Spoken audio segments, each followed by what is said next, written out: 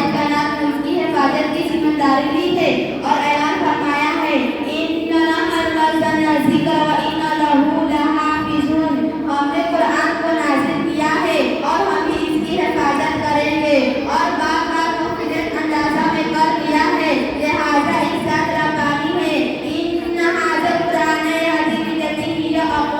अल्लाह ताला ने कुरान करीम को मरकज़ हिदायत फरमाया है, इसीलिए कि हमने अल्लाह ताला से सीधे रास्ते की हिदायत मांगी है। जरा गौर कीजिए, आप अपने नमाज़ों में क़िरात करते हैं और सूरह फातिहा पढ़ते हैं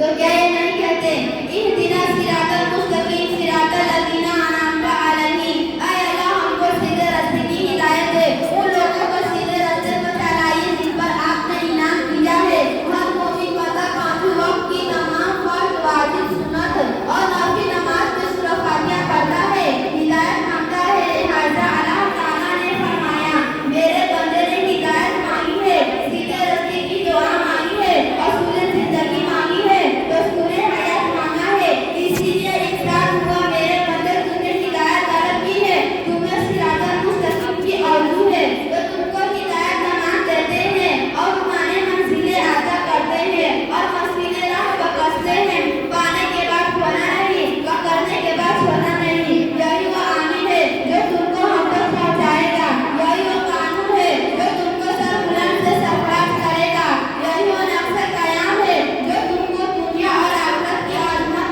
नवाज़ेगा।